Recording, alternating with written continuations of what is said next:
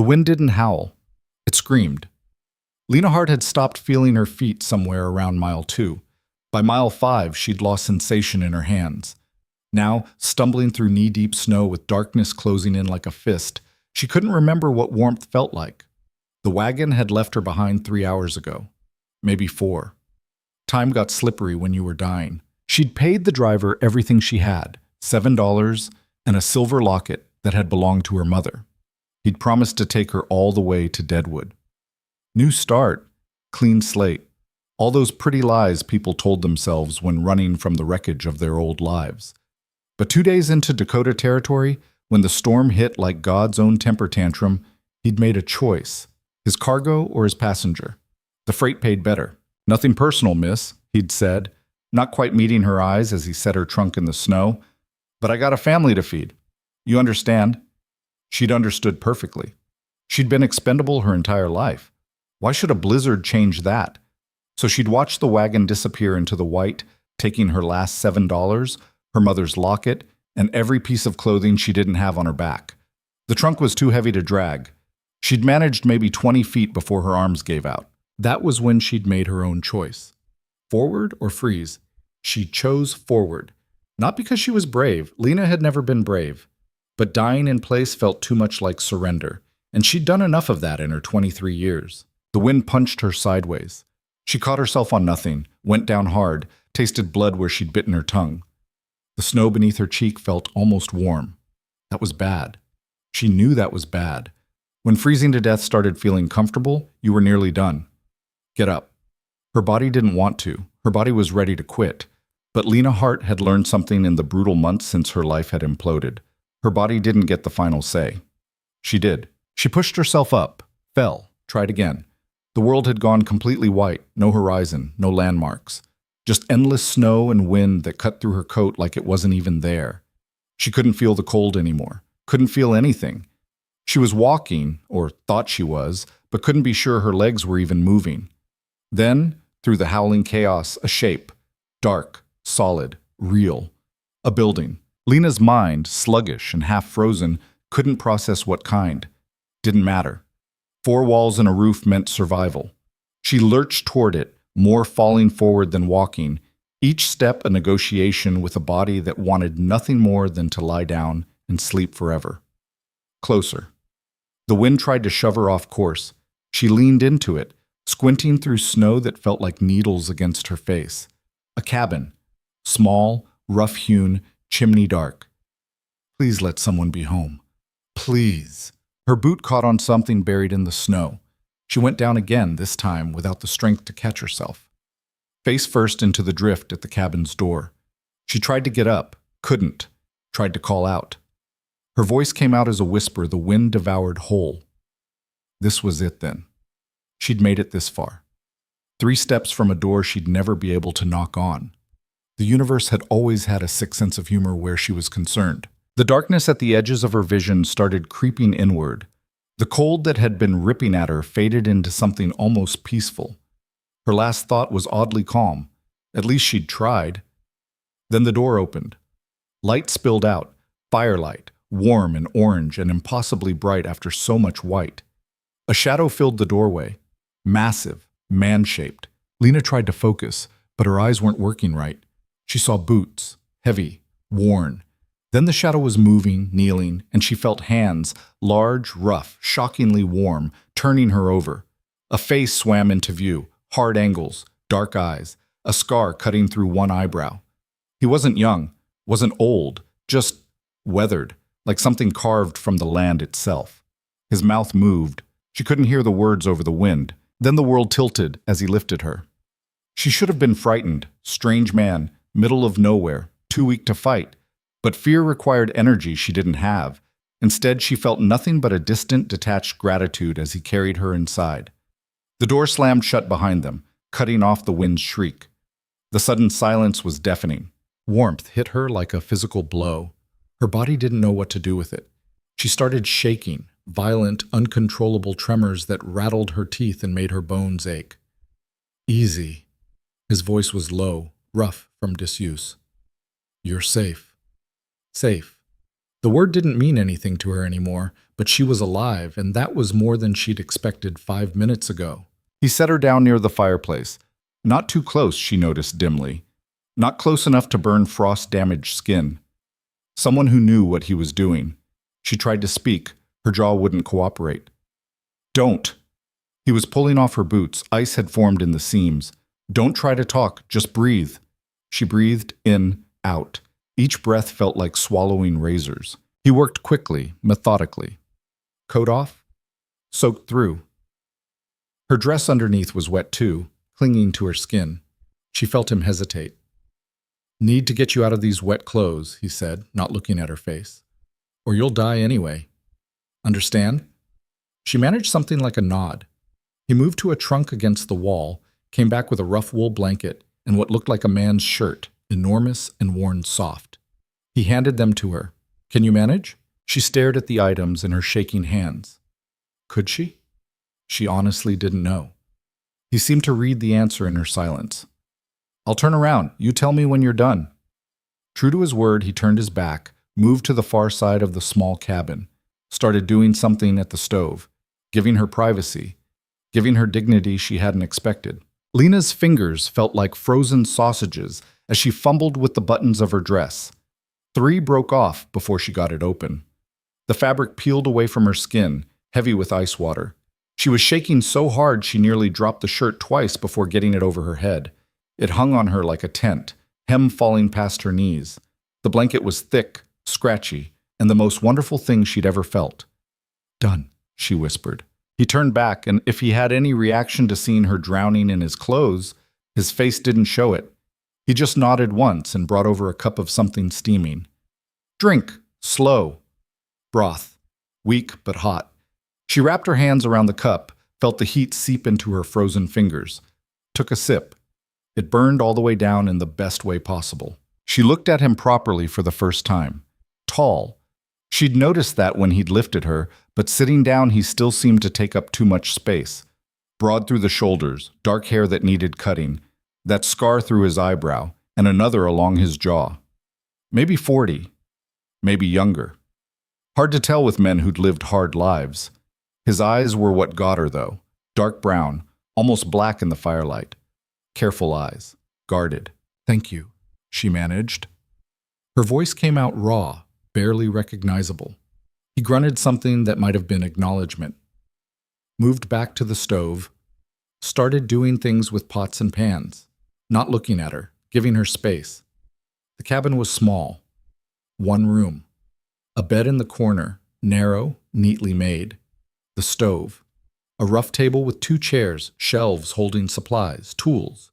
Everything spare, everything functional. Nothing soft except the blanket she was wrapped in. A man's space. A man who lived alone and liked it that way. I'm Lena, she offered to his back. Lena Hart. Silence. She didn't think he was going to answer, then, Rhett Callahan. Mr. Callahan, just Rhett. Rhett. She tested the name. I can't pay you. The wagon driver took everything, but I can work. Once I'm stronger, I can cook, clean, mend. Storm's not letting up tonight. He didn't turn around. We'll talk terms when it does. Terms. Right. Nothing was free. She knew that. She'd learned that lesson the hardest way possible. The shaking was subsiding now, replaced by a bone-deep exhaustion that made her eyelids heavy. The warmth, the broth, the simple fact of being alive, it all crashed over her at once. There's only one bed, she said, suddenly aware of the implications. Alone with a strange man. Nowhere to run even if she had the strength. You take it. He was spooning something into a bowl. I'll sleep by the fire. I can't. You can.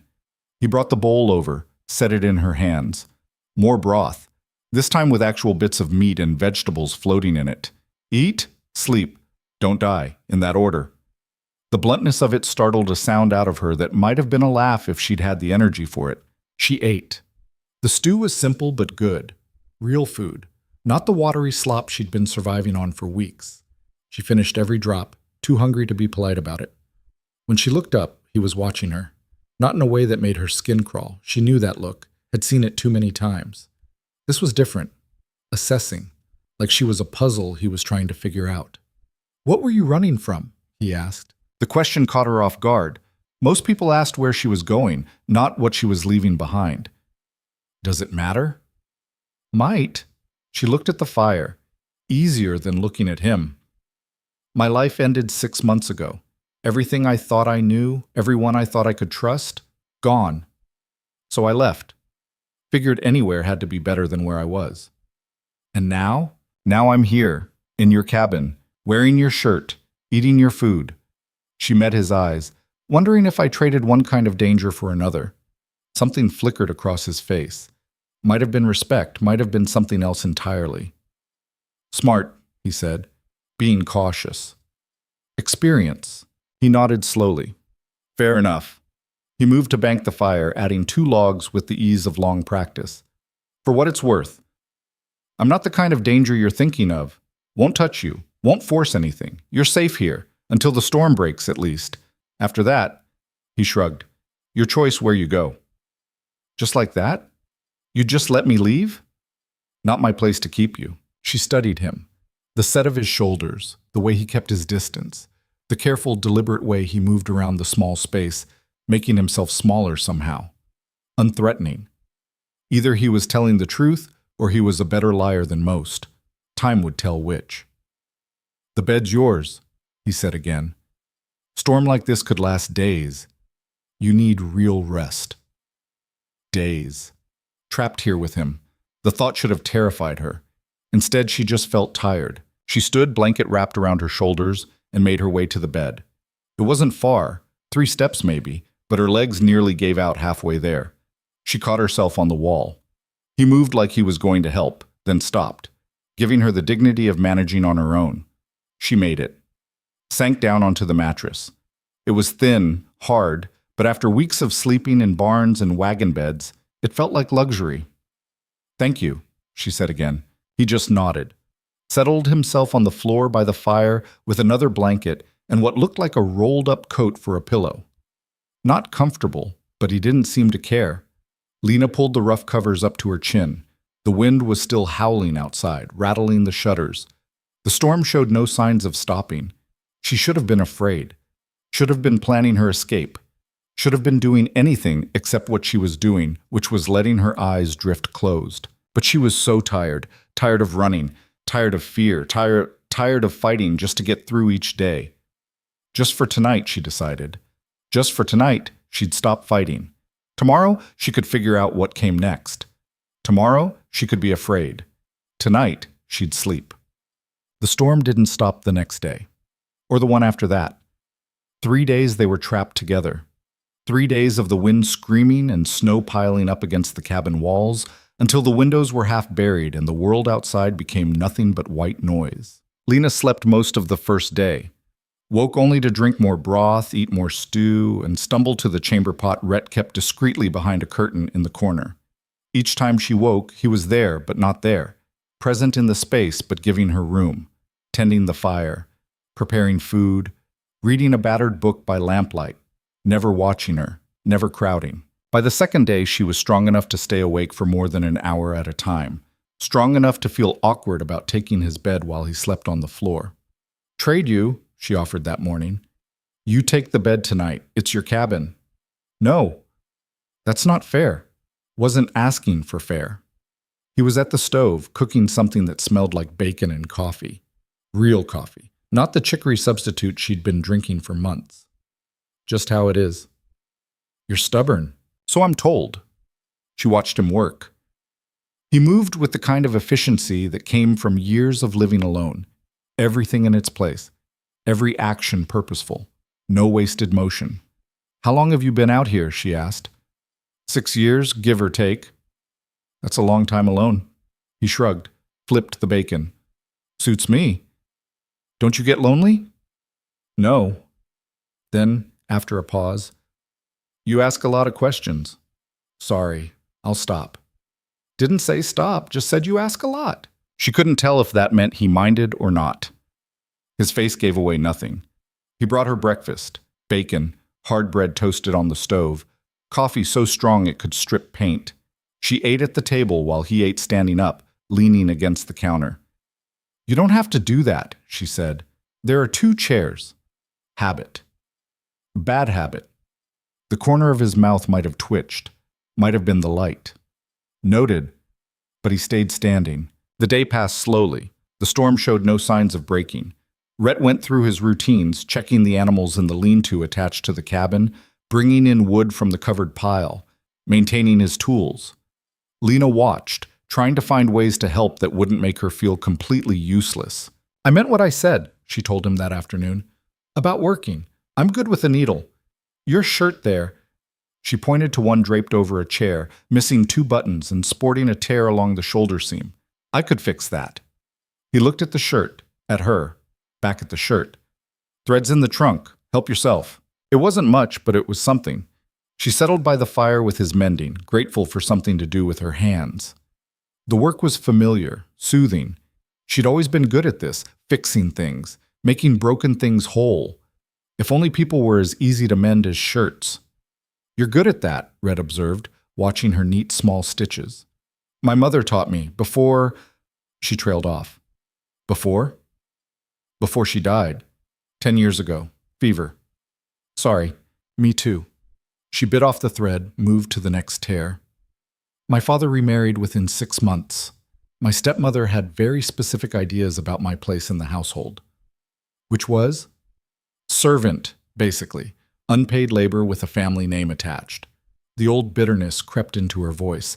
She'd thought she was done with that. Apparently not. "But I was young, stupid. I thought if I was good enough, worked hard enough, she'd eventually accept me, see me as family." "Did she?" "No." Lena focused on the stitching, easier than meeting his eyes. "But someone else did. Or I thought he did. Thomas Wheeler, banker's son, respectable family. He started paying attention to me at church socials, bringing me flowers, talking about the future." She paused, remembering how stupid she'd been, how desperately she'd wanted to believe. "Let me guess," Rhett said, his voice flat. "He wanted something you weren't willing to give." "No." She met his eyes. "He wanted exactly what I was willing to give. I loved him, trusted him, believed every word out of his lying mouth." Understanding crossed Rhett's face. "He made promises. Marriage, a home, a real family." Her laugh was bitter. "Turns out promises are cheap when you're a rich man's son and the girl is nobody. When I told him I was pregnant, he suddenly couldn't remember any of those promises. Couldn't remember my name, practically." The cabin went quiet except for the storm outside. Rhett didn't speak, just waited. "I lost the baby 2 months later," Lena continued, surprised at how steady her voice was. She'd cried all her tears over this already. "But the damage was done. Everyone knew.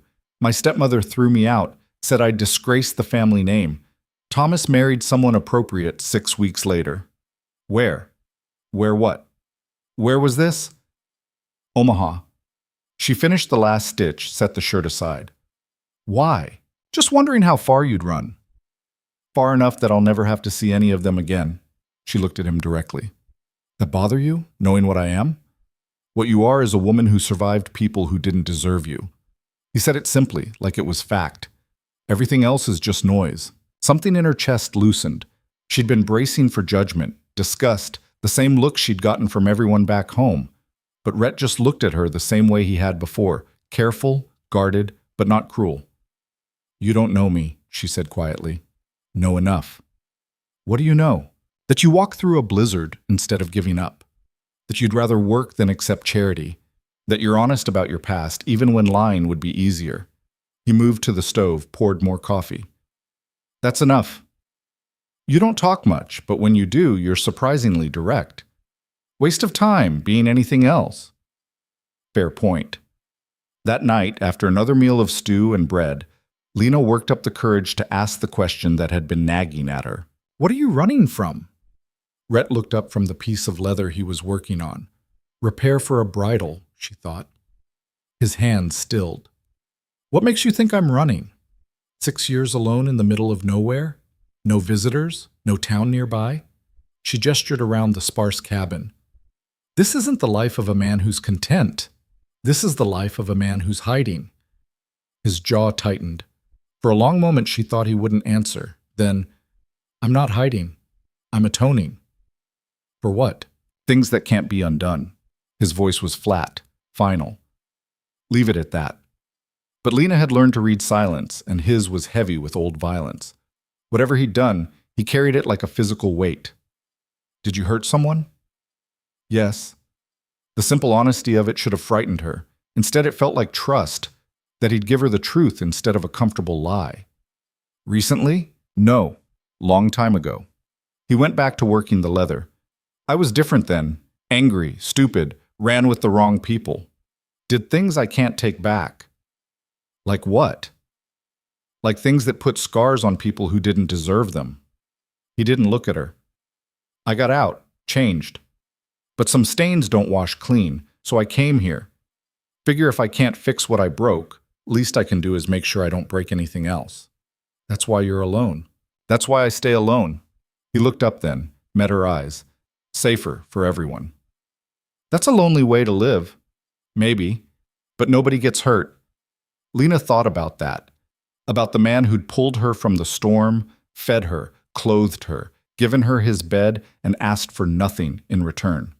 Whatever he'd been before, whatever he'd done, right now he was just a man who'd chosen isolation over the possibility of causing more harm.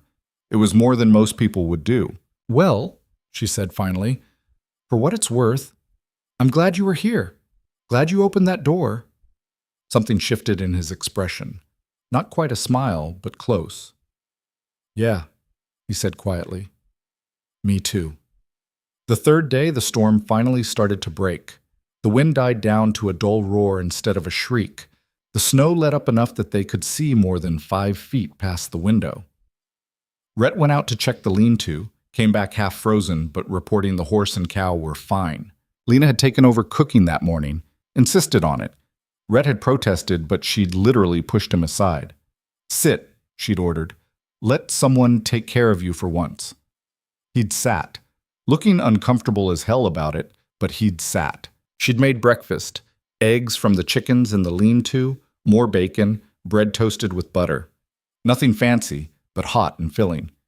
When she set the plate in front of him, she caught something in his expression. Surprise, maybe. Like he'd forgotten what it was like to have someone cook for him. They ate in companionable silence. Outside, the world was starting to emerge from the white. By afternoon, Lena could make out the shapes of trees, the line of the horizon. Tomorrow, she could leave. The road would be hell, but passable. She could make it to the next town, find work, continue her journey to Deadwood, or wherever else would take her. The thought should have been a relief. Instead, it felt like standing at the edge of a cliff. Storm will be clear by morning, Rhett said, echoing her thoughts. Road'll be rough, but if you want to move on, I can take you as far as Red Hollow, town about 15 miles south. They've got a boarding house, general store. Might be able to find work there. You'd do that? Said I would. She looked around the cabin. 3 days ago, it had been a stranger's space. Now it felt almost familiar. The way the fire crackled in the morning, the smell of coffee and leather and wood smoke, the quiet that wasn't empty, just peaceful. What if I didn't want to leave? The words were out before she could stop them. Rhett went very still. What? I mean, not forever.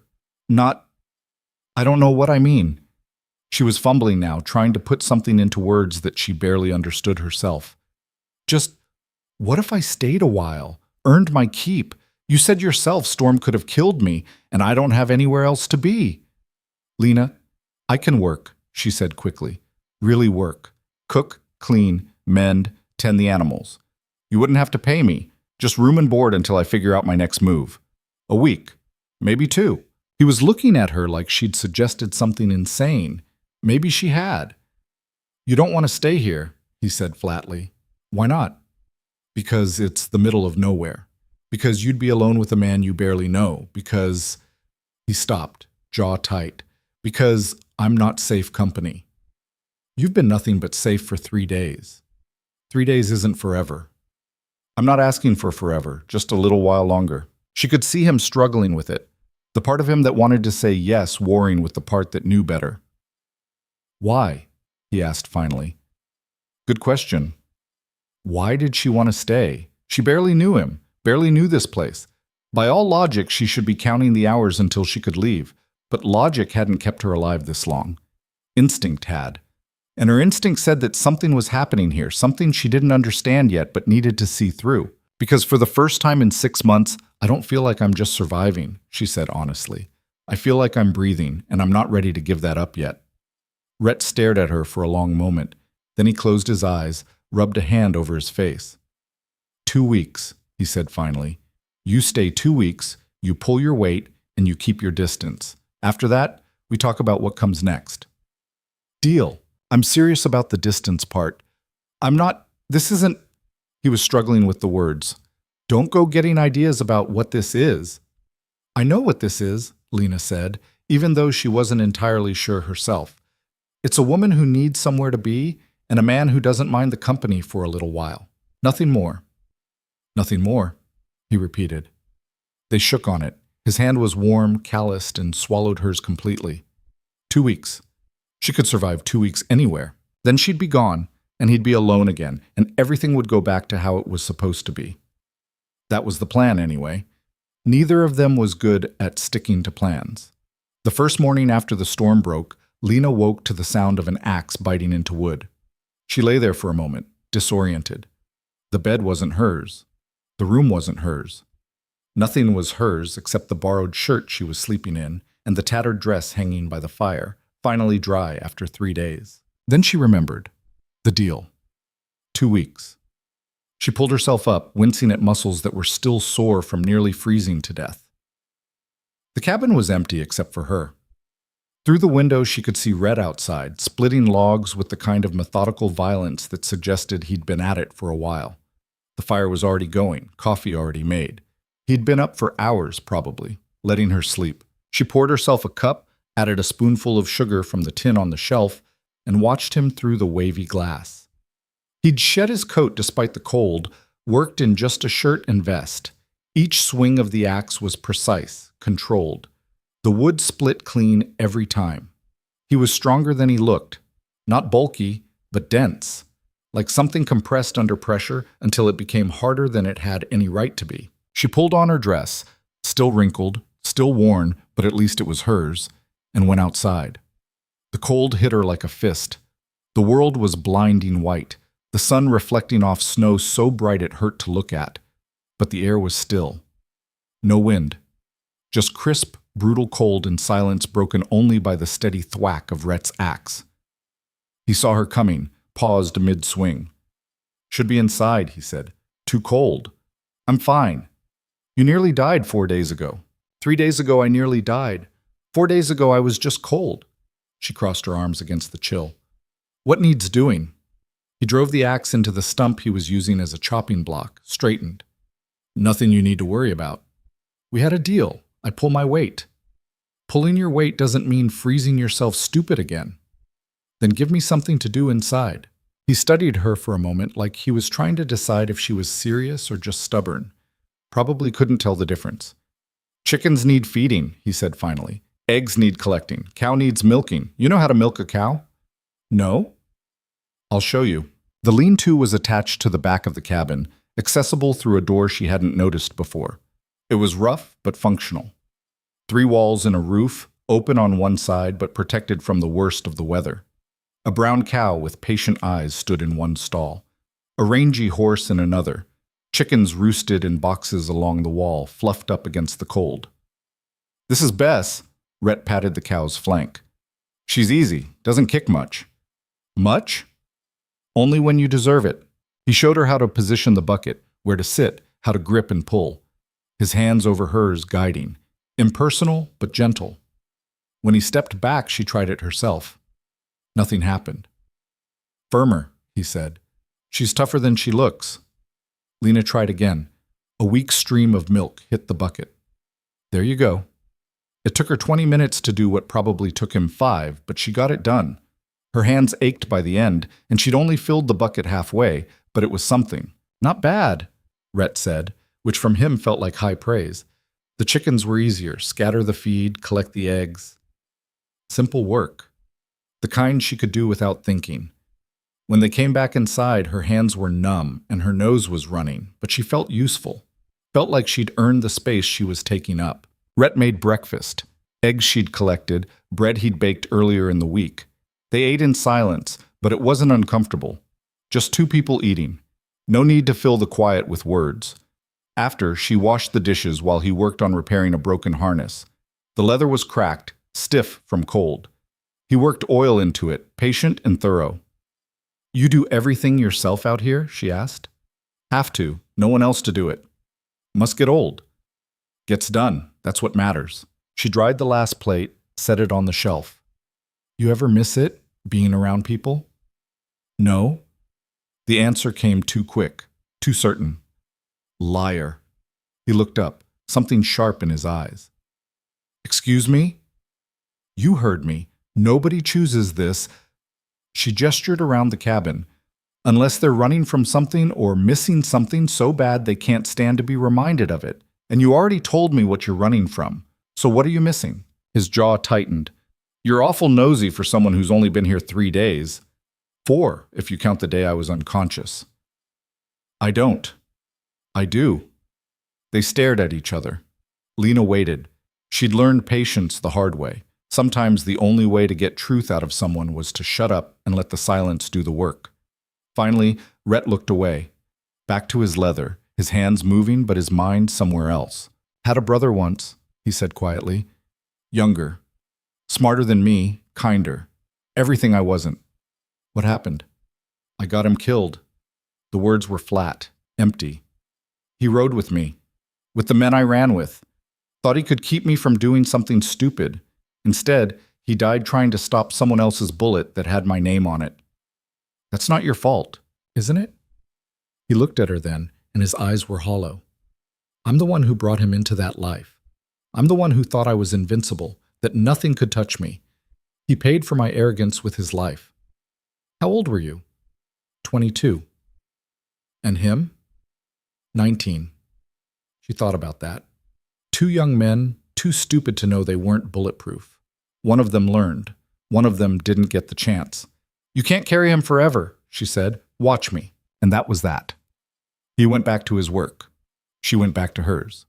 The conversation was over, but something had shifted. Some small crack in the wall he kept around himself. The days fell into a rhythm after that. Rhett would be up before dawn, fire going, coffee made. Lena would wake to the smell of both and the sound of him moving around the cabin with the quiet efficiency of long practice. They'd eat breakfast, then split up the work. He'd tend to the heavier jobs, chopping wood, checking the roof, making repairs. She'd handle the animals, the cooking, the mending. They didn't talk much, but the silence between them was changing, getting comfortable, like an old coat that had finally been broken in. On the 5th day, she tried to bake bread. It came out dense and heavy, closer to a weapon than food. Rhett took a bite, chewed thoughtfully. "Well?" she asked. "It's bread-shaped." "That bad?" "I've eaten worse." He took another bite, determinedly. "In prison." She threw a dish towel at him. He dodged, almost smiled. On the 6th day, it snowed again. Not a blizzard this time, just a steady fall that blanketed everything in fresh white.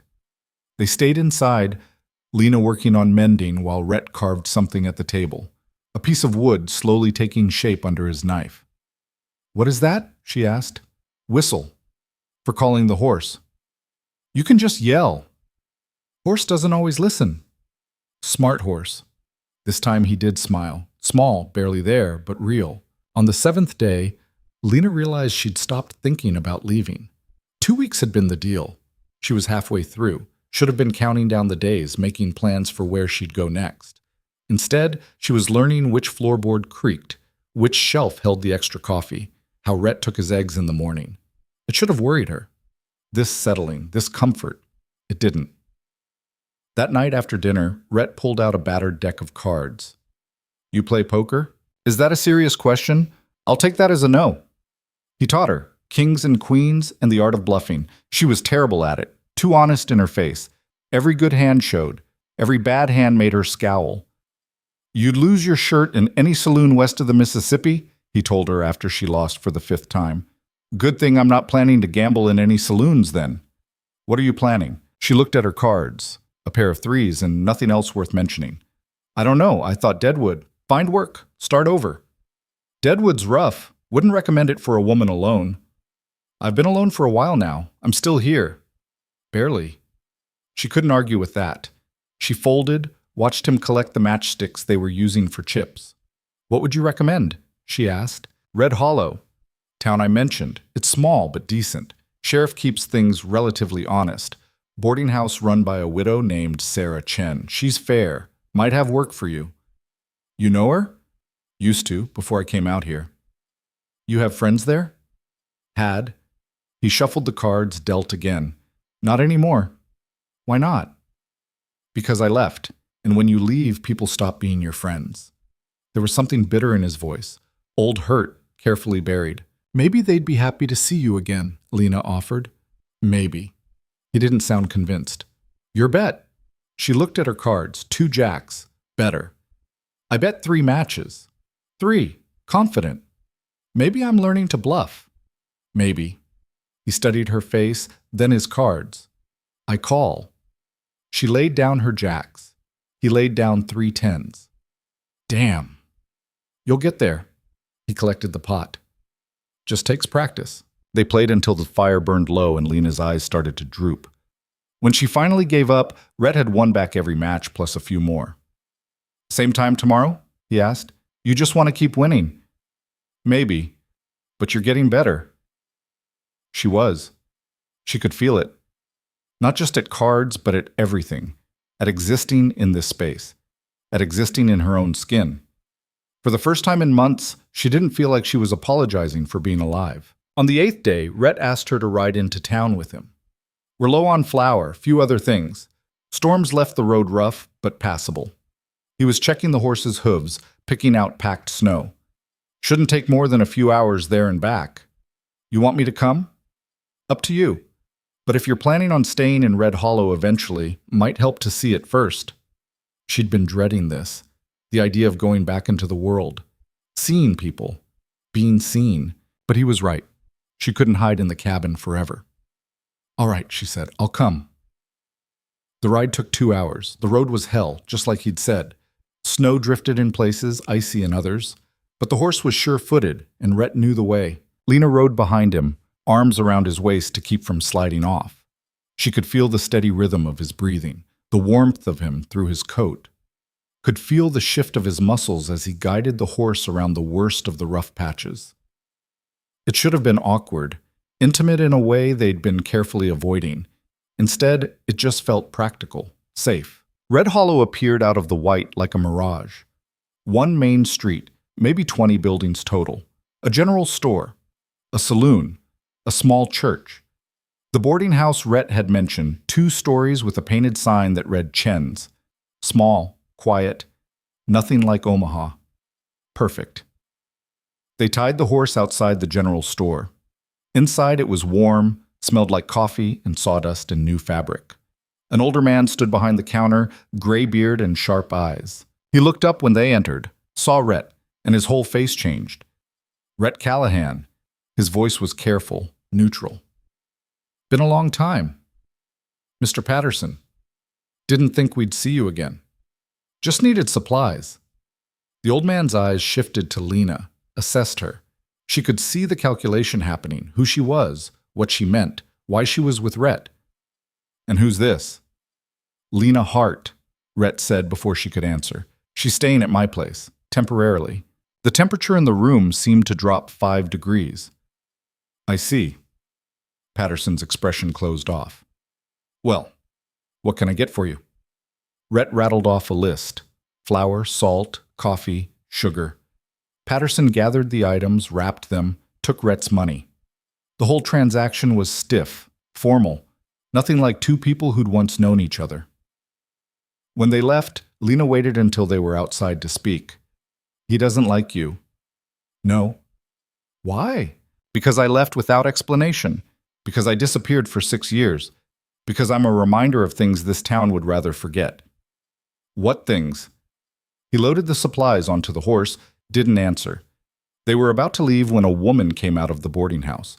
Small, maybe 50, with black hair streaked with gray and eyes that missed nothing. Rhett. She didn't sound angry, just surprised.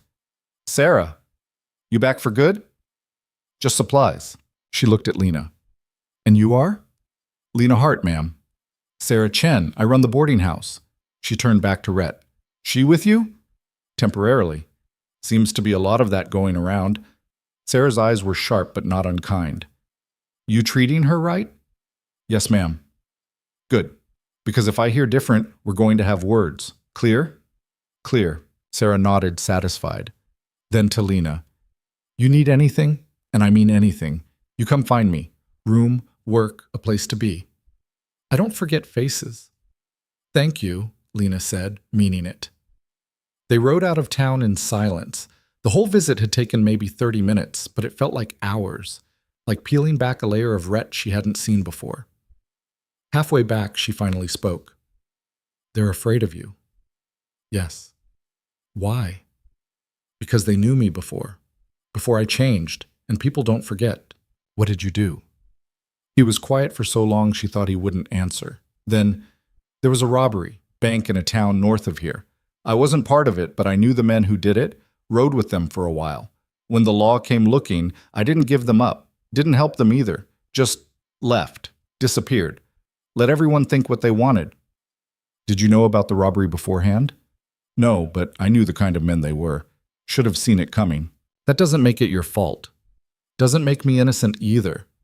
She thought about that, about the weight of association, of being judged not for what you did, but for who you knew.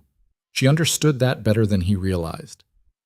The people in that town, she said, they don't know who you are now. No, they just know who I was. Then they're idiots. He almost laughed. She felt it more than heard it, a small shake of his shoulders. Maybe, he said, but they're not wrong to be careful. The rest of the ride passed in silence. When they got back to the cabin, the sun was already setting. Rhett unloaded the supplies while Lena tended to the horse. They worked in their established rhythm, no words needed. That night, over dinner, she asked him something she'd been wondering. Why did you let me stay? He looked up from his plate. What? The first day. When I asked to stay 2 weeks instead of leaving. You could have said no. Should have, probably. But you didn't. Why? He set down his fork, considering. Honestly? Honestly. Because you reminded me of him. My brother. He stared at the fire. That stubborn determination to keep going even when everything's against you. That refusal to quit. He had that. Saw it in you too. I'm not your second chance at saving him. I know. He looked at her then. But maybe you're my first chance at not screwing up someone else. The honesty of it hit her square in the chest. No pretense. No pretty words. Just the truth, raw and awkward and real. I don't need saving, she said quietly. Didn't say you did. But maybe I need to know I can still do some good, even if it's small. Even if it's just keeping one person from freezing to death. That's not small. Feels small when measured against the bad. She wanted to argue, wanted to tell him he was wrong, that one life saved mattered, that he was more than the sum of his mistakes. But she knew better, knew that kind of guilt didn't logic away. It had to be lived through, day by day, choice by choice. Well, she said finally, for what it's worth, I'm glad you let me stay. Yeah. Yeah. He almost smiled. 2 weeks is almost up. I know. What are you going to do? Good question. She'd been avoiding thinking about it, but time didn't stop just because she wasn't ready. I don't know, she admitted. Red Hollow seems decent. That woman, Sarah, she offered help. Maybe I could take her up on it. She's good people. You'd be in good hands. But? But what? There was a but in your voice. He hesitated. Then, but it's your choice. Not mine. Not anyone's. Whatever you decide, make sure it's what you want, not what you think you should do. It was the most words he'd strung together in days, and every one of them mattered. What if I don't know what I want? Then you take time to figure it out. And if I want to take that time here? The question hung between them. She hadn't meant to ask it, hadn't meant to push. But there it was. Rhett stood up, moved to the window, stared out at the dark. You don't want to stay here, Lena. Stop telling me what I want. This isn't a life. It's an exile. Maybe that's exactly what I need right now. A place to breathe, to figure things out. No expectations, no judgment. There are better places. I don't want a better place. I want a real one. She stood too, faced him. And this place, whatever it is, feels more real than anything I've had in 6 months. He turned to look at her. In the lamplight, his face was all shadows and hard angles. I'm not good company. I didn't ask for good company. I asked for honest company. You don't know me well enough to know if I'm honest. I know you haven't lied to me once, not even when the truth was ugly. That's more than I can say for most people. He looked like he wanted to argue, wanted to push her away, but something stopped him. 1 more week, he said finally. After that, we talk about this again. It wasn't a yes, but it wasn't a no either. Deal. She offered her hand. He shook it.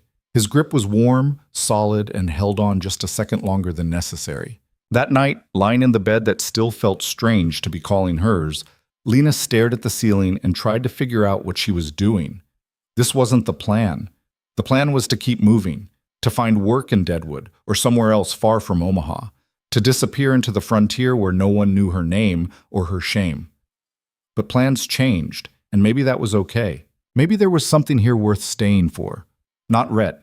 She wasn't stupid enough to build her life around a man. Not again. But the quiet. The rhythm. The feeling of being useful without having to perform. The feeling of being seen without being judged.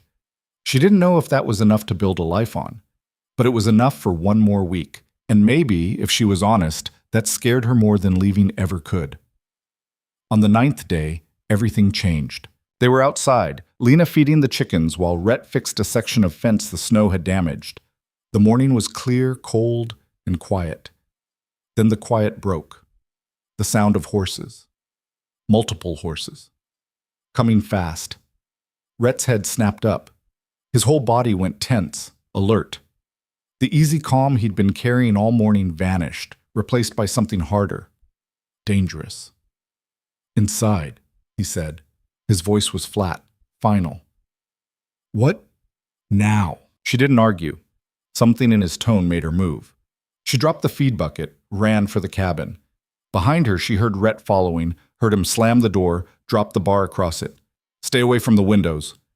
What's happening? I don't know yet. He moved to the far wall, pulled a rifle down from hooks she hadn't noticed, started loading it with quick, practiced movements.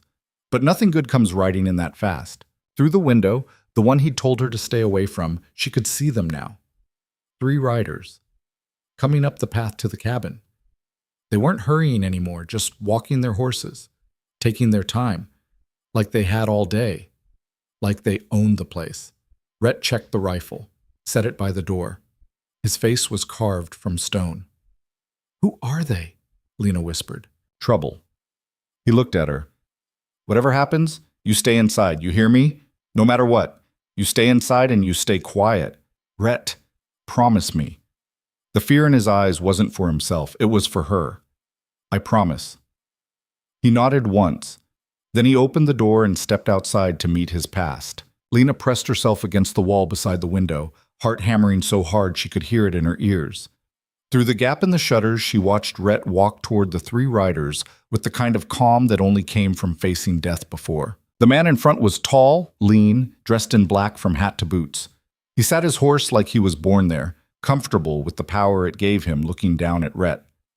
The 2 behind him were younger, harder, the kind of men who'd learned to survive by being meaner than whatever tried to kill them. Rhett Callahan, the man in black's voice carried clear in the cold air. Heard you were dead. Disappointed? Rhett's stance was deceptively relaxed. Lena had learned to read his body language over the past 9 days. This wasn't relaxed. This was a rattlesnake deciding whether to strike. Not particularly, though it would have saved me a trip. The man dismounted, slow and deliberate. His boots crunched in the snow. You know why I'm here. I can guess. Can you now? It wasn't a question. The man walked closer, stopped about 10 feet from Rhett. Close enough to talk, far enough to draw if needed. Then you know this doesn't have to get ugly. Darius, Rhett's voice was flat. It's already ugly. Question is how ugly it gets before you leave. So this was Darius Vane, the name from Rhett's past, the debt written in blood. Lena's hands were shaking. She gripped the windowsill to keep them still. 6 years, Rhett. 6 years you've been hiding out here playing hermit. Thought maybe you'd learned your lesson. Thought maybe you'd paid enough. Darius smiled, but there was nothing warm in it. Turns out I was wrong. I don't owe you anything. That's where you're mistaken. Darius pulled off his gloves, tucked them into his belt. Casual, like they were discussing the weather. See, when you left, you took something that wasn't yours. Information, names, details about operations that were still running. I never said a word to anyone. Maybe, maybe not. But 3 men ended up hanging because someone talked, and you were the only one who walked away clean. I didn't. Don't care if you did or didn't, Darius cut him off. What I care about is that you left us exposed. Left men I rode with, men who trusted you, swinging from ropes. That creates a debt. I had nothing to do with that. Prove it. The silence stretched thin and dangerous between them. One of the men behind Darius shifted in his saddle. His hand drifted toward his gun. Rhett saw it, didn't react, but Lena saw his weight shift, saw him balance on the balls of his feet. Ready. Here's what's going to happen, Darius said. You're going to come with us. Peaceful. We'll ride back to Council Bluffs, you'll talk to the people who need to hear from you, and we'll sort this out like civilized men. And if I don't? Then we stop being civilized. Darius's smile got wider, colder. Your choice, old friend. Easy way or hard way, but you're coming either way. Rhett stood there, silent, thinking, calculating odds that Lena couldn't see but knew were bad. 3 against 1, all of them armed, all of them expecting violence. I need a day, Rhett said finally. You need a day. Darius laughed. For what? To run? To hide? We both know you're not going to do either. To get my affairs in order. What affairs? You live in a shack in the middle of nowhere. You got no family, no friends, nothing worth settling. What do you need a day for? Rhett's jaw tightened. Personal business. Personal? Darius stopped. His eyes narrowed. Then he looked past Rhett, toward the cabin, toward the window where Lena was hiding. She stepped back. Too late. Well, Darius's voice changed. Got interested. Looks like our hermit's been keeping secrets. Who's that in your cabin, Rhett? No one. Don't lie to me. I saw the curtain move.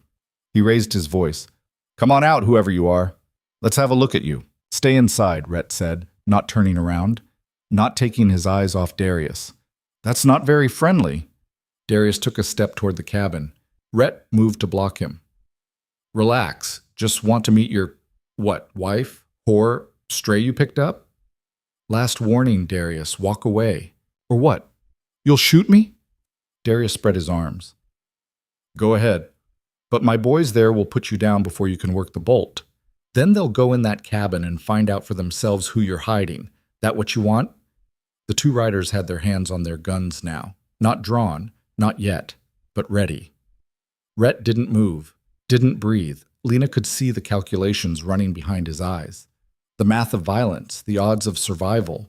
They weren't good. 1 day, Rhett said again. You give me 1 day to settle things here, and I'll come with you. Peaceful, no fight. Why should I trust you? Because I'm offering you the easy way, and because if I wanted to run, I'd have done it 6 years ago. Darius considered this, glanced at his men. Back at Rhett. All right, he said finally. 1 day. We'll camp just down the valley, keep an eye on things. Make sure you don't get any stupid ideas. Come dawn tomorrow, you ride out with us or we come in and drag you out. Clear? Clear. Good. Darius walked back to his horse, swung up into the saddle. And Rhett, whatever you got in that cabin, say your goodbyes tonight, because you won't be coming back. They rode off, slow, taking their time, making a point. Rhett stood there until they disappeared into the trees. Then his shoulders sagged. Just for a moment. Just long enough for Lena to see how much effort it had taken to stand there and not break. She opened the door. He turned and the look on his face stopped her cold. I told you to stay inside. They're gone. For now.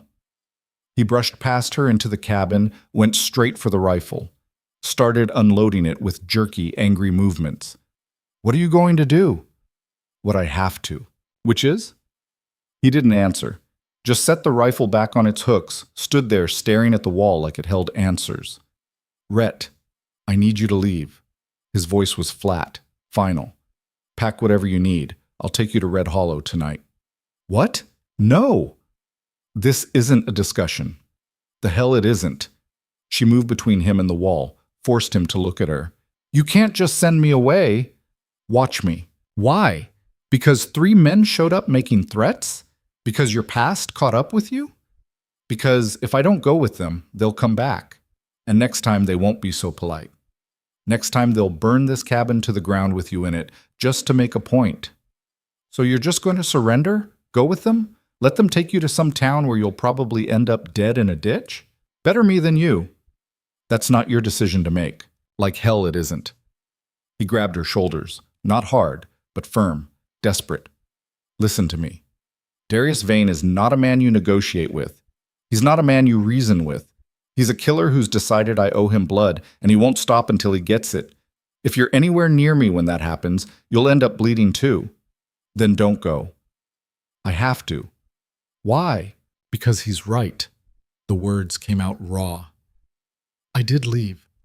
I did walk away when other men were dying. Maybe I didn't talk to the law, but I didn't stop what happened either. I just disappeared. Let everyone else deal with the consequences. That doesn't mean you deserve to die for it. Maybe not. But it means I owe a debt. He let go of her, stepped back. And debts get paid, one way or another. Lena stared at him. At this man who'd saved her life, who'd given her shelter and food and asked for nothing, who was so determined to punish himself for past sins that he'd walk into his own execution rather than fight. No, she said. What? I said no, I'm not leaving. I'm not going to Red Hollow or anywhere else while you ride off to get yourself killed. Lena, you can't make me go. You can ask, you can order, you can drag me if you want. But the second you leave, I'll just come back. Or I'll follow you, or I'll find some other way to make sure you don't do something monumentally stupid. He looked at her like she'd lost her mind. Why? Because someone has to. She crossed her arms. Because you're so busy carrying guilt for things you can't change that you can't see the life you're still living. Because in the 9 days I've been here, you've been kinder to me than anyone has in 6 months, and I'll be damned if I let you throw that away because you think you don't deserve to exist. You don't understand. I understand plenty. I understand that running doesn't solve anything, that guilt eats you from the inside, that sometimes the bravest thing you can do is not die for your mistakes, but live with them and try to do better. He opened his mouth, closed it, looked at her like he was seeing her for the first time. You're insane, he said finally. Probably. But I'm not leaving. They stood there in the cabin that had become something like home, staring at each other while the clock ticked down on whatever time they had left. Finally, Rhett scrubbed a hand over his face. If I could run, where would I even go? They found me here. They'll find me anywhere. So don't run. Fight. 3 against 1? 3 against 2? He actually laughed. No humor in it. You can't even shoot. Then teach me. In 1 day? You got a better plan? He didn't. They both knew it. This is crazy, he said. Crazy's all I got left. He studied her for a long moment. Then he grabbed the rifle off the wall. All right, come on. They spent the afternoon turning Lena into something approximating a threat. It went poorly. The rifle kicked hard enough to bruise her shoulder. The noise made her ears ring. And her aim was terrible. She couldn't hit a tree trunk from 20 feet, even when Rhett positioned her, adjusted her stance, and basically tried to turn her into a gun-shaped person. You're pulling to the left, he said after her 8th miss. I'm trying not to. Try harder. She gritted her teeth, aimed, fired. The shot went wide. Again. Maybe you should just give me a knife, she muttered. You know how to use a knife? How hard can it be? Pointy end goes in the bad guy. Despite everything, he almost smiled. Little more complicated than that. He was patient with her, frustratingly patient. Every time she missed, every time she flinched at the recoil, every time she wanted to throw the damn rifle in the snow and give up, he just adjusted her stance and told her to try again. By the time the sun started setting, she'd managed to hit the tree 3 times out of 20 shots. Not good, but better than nothing. You're not going to be a sharpshooter by morning, Rhett said as they walked back to the cabin, but you might be able to make someone think twice about coming at you. That's the goal? That's all we can hope for at this point. Inside, he started preparing for what might be their last night alive. Cleaning guns, sharpening knives, moving furniture to create defensive positions. Lena made dinner, stew again, the last of the beef, potatoes, carrots. She put extra effort into it, like somehow making it taste better would change what was coming. They ate in silence. The food was good. Neither of them tasted it. After, Rhett laid out the plan. Such as it was. They'll come at dawn. That's when men like Darius always come. Catch you sleeping, off guard, easier to control. We'll be ready. You'll be inside with the rifle, covering the door. I'll be outside trying to talk them down.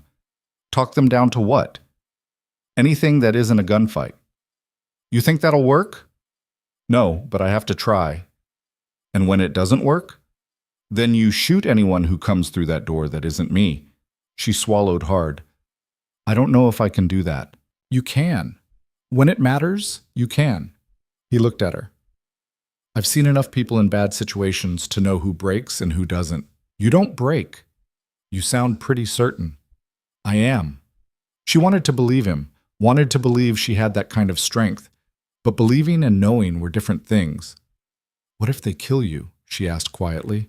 Then you bar the door and you hold out until they give up, or you run out of ammunition. Then you run, out the back, through the trees. Don't stop until you hit Red Hollow. Sarah Chen will help you. I'm not leaving you to die. You will if I tell you to. No, I won't. They stared at each other. 2 stubborn people who'd survived too much to give up now. You're making this harder than it needs to be, Rhett said. Good. You deserve hard. You've been taking the easy way out for 6 years. The easy way? Living alone in the middle of nowhere, carrying guilt for things I can't fix. That's easy? Easier than actually living. Easier than letting people in. Easier than believing you deserve a second chance. He flinched like she'd hit him. You don't know what you're talking about. Don't I? I've been running too. From Omaha, from my past, from every mistake I ever made. And you know what I learned? Running doesn't make you free. It just makes you tired. So what do you suggest? We stand, we fight, and we stop apologizing for being alive. He looked at her for a long time. Then he moved to the window, stared out at the dark. You should have kept walking that day, he said quietly. Should have frozen in the snow. Would have been easier for both of us. Maybe. But I didn't. And neither did you when you opened that door. She stood beside him. We're both still here. Might as well make it count for something. They stood there in silence as night fell completely. Outside, somewhere in the dark, 3 men were waiting for dawn. Inside, 2 people who'd been running from their pasts were finally turning around to face them. Lena didn't sleep that night. Neither did Rhett. They sat by the fire, checking weapons, not talking much, just being. Around midnight, she asked him something she'd been wondering. Do you regret it? Saving me? No. Even knowing it led to this? Especially knowing it led to this. Why? He was quiet for a moment, then, because for the first time in 6 years, I had a reason to keep going, not just surviving, actually living. He looked at her. You did that, whether you meant to or not. Her throat tightened. I didn't do anything. You existed. You stayed. You refused to let me keep hiding from the world. He turned back to the fire. That's more than most people would do. Most people aren't as stubborn as me. No, they're not. They sat in silence for a while longer. Then Lena moved closer, close enough that their shoulders touched. I'm glad I knocked on your door, she said. I'm glad I answered. It wasn't a declaration, wasn't a promise.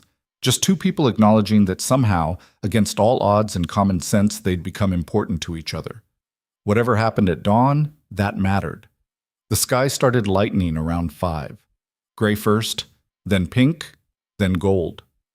Rhett checked his guns one last time. Lena took her position by the window, rifle loaded and ready, even though her hands were shaking. Remember, Rhett said as he moved to the door. Anyone but me comes through, you shoot first and ask questions, never. I remember. He paused at the door, turned back. Lena, don't. Whatever you're about to say, don't. We're both walking away from this. Understood? He almost smiled. Understood. Then he opened the door and stepped outside to meet whatever was coming. Lena watched through the window as he walked to the center of the clearing. The sun was just breaking the horizon, turning the snow into fields of gold and pink. Beautiful, absolutely beautiful. A terrible day to die. The riders appeared right on schedule, 3 shapes against the sunrise, taking their time. They knew Rhett wasn't going anywhere. They stopped about 30 feet out. Darius dismounted. The other 2 stayed in their saddles, hands on their guns. Morning, Rhett, Darius called. Ready to ride? We need to talk first. We talked yesterday. Time for talking's done. Just hear me out. Darius sighed. You've got 1 minute. Make it good. Rhett stood there, and Lena could see him choosing his words carefully, knowing they might be his last. You're right, he said. I left. I walked away when I should have stayed. I let other men pay for things I might have prevented. That's on me. But I didn't talk to the law, didn't betray anyone, and I've spent 6 years living with what I did. 6 years hiding. 6 years trying to be someone different, someone better. That's real touching, but it doesn't change the debt. Then take me. But leave her out of it. Rhett gestured toward the cabin. She's got nothing to do with this. Nothing to do with any of it. Just some woman I helped in a storm. Some woman? Darius's smile was ugly. Funny how you're willing to die for just some woman. I'm willing to die so she can live. There's a difference. Noble. Stupid, but noble. Darius pulled his gun, not pointing it yet, just holding it. Here's what's going to happen. You're going to get on a horse. You're going to ride with us, and we're all going to have a nice conversation with some people in Council Bluffs. What happens after that depends on what you tell them. And if I refuse, then I shoot you where you stand, burn that cabin with your woman inside, and ride away knowing the world's got one less traitor in it. Lena's blood went cold. She shifted her position, brought the rifle up, sighted along the barrel at Darius's chest. Could she do it? Could she actually pull the trigger? She didn't know. Rhett must have sensed her hesitation because he spoke quickly. All right, I'll go. Just give me 1 minute to tell her goodbye. 30 seconds. Darius, 30 seconds, or I start shooting now. Rhett turned, walked back toward the cabin. His face was calm, but his eyes were screaming at her, telling her to run, to hide, to do anything except what she was about to do. He reached the door, stopped. Lena, he started. She didn't let him finish. She threw the door open, stepped out with the rifle raised and pointed directly at Darius Vane's head. Her hands were steady. Her voice was not. He's not going anywhere, she said. The clearing went silent. Even the wind seemed to stop. Darius looked at her, at the rifle, at Rhett's horrified expression. Then he started laughing. You've got to be joking. Little girl with a big gun. This your plan? It's my decision, Lena said. And I've decided that if you want him, you go through me first. That can be arranged. One of the men behind Darius drew his gun, pointed it at her. Rhett moved to block his shot. Don't. Get out of the way, Rhett. This doesn't concern you anymore. The hell it doesn't. Lena kept her rifle trained on Darius. Her finger was on the trigger. One squeeze, that's all it would take. One squeeze, and the man who'd come to destroy them would be dead. But the other 2 would still be there, still armed, still dangerous. The math of violence didn't work in their favor. Lower the gun, Darius said to her. Last chance. No. Then you'll die here, right now. Is that what you want? I want you to leave. Right away. Forget you ever found him. Can't do that.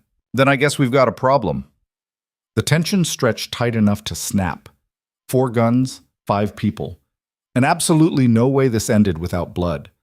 Darius raised his gun, pointed it at Rhett. Her or you, choose. Rhett looked at Lena, at the rifle in her hands, at the determination in her eyes. Then he looked back at Darius. Neither, he said. And everything went to hell. The shot came from behind them, not from Darius, not from his men. From somewhere in the trees behind the cabin, the bullet hit the snow between Darius and Rhett, exploding white powder into the air. Everyone froze. That's far enough. The voice was female, sharp, carrying the kind of authority that made men with guns pay attention. Lena's heart hammered as she watched a woman step out from the tree line. Older, maybe 55, wearing a heavy coat and carrying a rifle like she knew exactly what to do with it. Behind her, 3 men emerged, all armed, all watching Darius and his crew with the kind of focus that said they'd done this before. Sarah? Rhett's voice was confused, shocked. Sarah Chen didn't take her eyes off Darius. Lower your weapons, all of you, or the next shot won't be a warning. This doesn't concern you, Darius said, but his gun had dropped a few inches. Uncertainty creeping in. Man on my land with guns drawn? That concerns me plenty. Sarah moved closer, her men flanking her. The math had just changed. 3 against 2 had become 3 against 6. Now, you boys going to ride out peaceful, or do we have a problem? One of Darius's men shifted in his saddle. His hand twitched toward his gun. Don't, one of Sarah's men said quietly. He was younger, maybe 30, but his rifle was trained dead center on the rider's chest. Whatever you're thinking, it's a bad idea. The standoff hung there, balanced on a knife's edge. One wrong move and it would be a bloodbath. Darius looked at Sarah, at her men, at Rhett and Lena still standing by the cabin door, doing the math, coming to the same conclusion everyone else had. He couldn't win this. This is far from over, Darius said finally.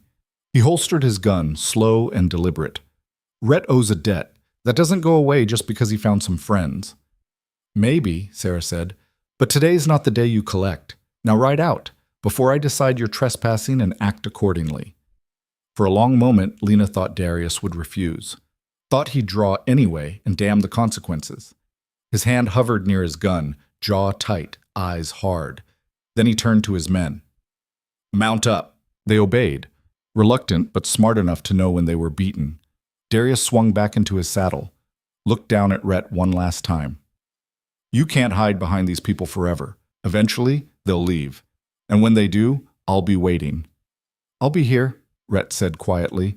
Darius smiled, no warmth in it. I know. Then they rode out. Not fast, taking their time. Making sure everyone knew this wasn't fear, just practicality. They disappeared into the trees, hoofbeats fading until there was nothing but silence and the smell of gun smoke in the cold air. Lena's legs went weak. She sat down hard on the cabin steps, rifle still clutched in shaking hands. Her whole body was trembling now, the adrenaline draining out and leaving nothing but exhaustion behind. Rhett moved to her immediately, took the rifle before she could drop it. You all right? She nodded, couldn't speak yet. Her throat was too tight. Sarah approached, handed her rifle to one of her men. Up close, she was smaller than she'd seemed in the trees, but her presence was still commanding. This was a woman who'd learned to survive in a world that didn't make room for women like her. You two are idiots, she said flatly. Nice to see you too, Sarah, Rhett managed. Don't! She held up a hand. 6 years. 6 years you disappear without a word. And the first time I see you again, you're about to get yourself killed in a standoff with Darius Vane. What were you thinking? I was thinking I had no choice. There's always a choice. You just didn't like any of them. She turned to Lena. And you? What the hell were you doing pointing a rifle at 3 armed men when you clearly don't know how to use it? How did you? Your stance was all wrong. Your grip was terrible, and you were shaking so hard I could see it from 50 feet away. Sarah's expression softened slightly. Brave. Stupid as hell, but brave. Lena found her voice. They were going to take him. So you decided to die with him? That the plan? I didn't have a plan. I couldn't let them take him. Sarah looked between them. Something shifted in her expression. Understanding, maybe, or resignation. Come on, she said. Let's get inside before we all freeze to death. We need to talk. The cabin felt crowded with 6 extra people in it. Sarah's men stood by the door, alert, while Sarah herself took the chair at the table like she owned the place. Rhett stood by the fire, arms crossed. Lena sat on the bed, trying to process what had just happened. How did you know to come? Rhett asked. Patterson saw you in town yesterday. Saw you with her. Sarah nodded toward Lena. He came to me, said Darius's men had been asking questions. Knew they'd find you eventually. I got word they'd ridden out at dawn, put 2 and 2 together. You didn't have to come. No, I didn't. Sarah's voice was hard. But despite your best efforts to push everyone away, some of us still give a damn whether you live or die. Foolish, probably. But there it is. I never asked. You never ask for anything. That's part of your problem. She leaned back in the chair. 6 years ago, when you left, you broke a lot of hearts in this town. People who cared about you, who wanted to help, but you wouldn't let them. Just disappeared into the wilderness to feel sorry for yourself. It wasn't like that, wasn't it? Sarah's eyes were sharp. You carried guilt for things you couldn't change and decided the best way to handle it was to punish yourself. Remove yourself from the world so you couldn't hurt anyone else. How's that working out for you? Rhett didn't answer. That's what I thought. Sarah turned to Lena. And you? What's your story? How'd you end up here with this self-destructive hermit? Lena glanced at Rhett. He gave a small nod. Permission to speak freely. I was running, she said simply. From my past. From people who hurt me. The wagon I paid to take me west left me in a storm. I nearly died. He saved me. And stayed? For a while. We had a deal, 2 weeks. 2 weeks? Sarah smiled slightly. How long's it been? 9 days. And you're already ready to die for him. That's quick work. It's not like that, isn't it? Sarah stood, moved to the fire. Let me tell you what I see. I see a young woman running from something terrible. I see a man who's been alone so long he forgot how to be human, and I see 2 people who found something in each other that they didn't know they needed. Am I wrong? Neither of them answered. Thought so. Sarah turned to face them both. Here's what's going to happen. You're both coming back to Red Hollow with me today, right now. Sarah, Rhett started, this isn't a discussion. Darius knows where you are. He's got men and he's got motivation. You stay here, you die. Simple as that. I won't run again? Good. Because I'm not asking you to run. I'm asking you to be smart. Come to town. Stay at the boarding house. Let people who actually care about you watch your back instead of facing this alone. I can't ask you to... You're not asking. I'm telling. She softened slightly. Rhett, you've spent 6 years hiding. Maybe it's time to come back. The silence in the cabin was heavy. Lena watched Rhett struggle with it, saw the war happening behind his eyes. Pride versus practicality, isolation versus survival. What about my place here? He asked finally. The animals. The cabin. Bring what matters. We'll figure out the rest later. Sarah moved toward the door, signaled her men. You've got 1 hour to pack, then we ride. She left, taking her men with her, giving them privacy to decide. Rhett stood there, staring at the fire. She's right, Lena said quietly. I know. You can't stay here anymore. It's not safe. I know that too. So why are you hesitating? He was quiet for a long time. Then, because this place was my penance, my punishment, where I came to disappear because I didn't deserve anything better. Leaving feels like giving up on that. Or maybe it feels like finally forgiving yourself. He looked at her. You think I deserve forgiveness? I think you deserve a chance to find out. They packed quickly. There wasn't much to take. Clothes, a few personal items, food that wouldn't spoil. Rhett took his rifle, his knives, the leather-working tools he'd been using. Lena took the dress she'd arrived in, now mended and clean, and the few things she'd accumulated during her stay. It felt strange, reducing 9 days to 2 saddlebags.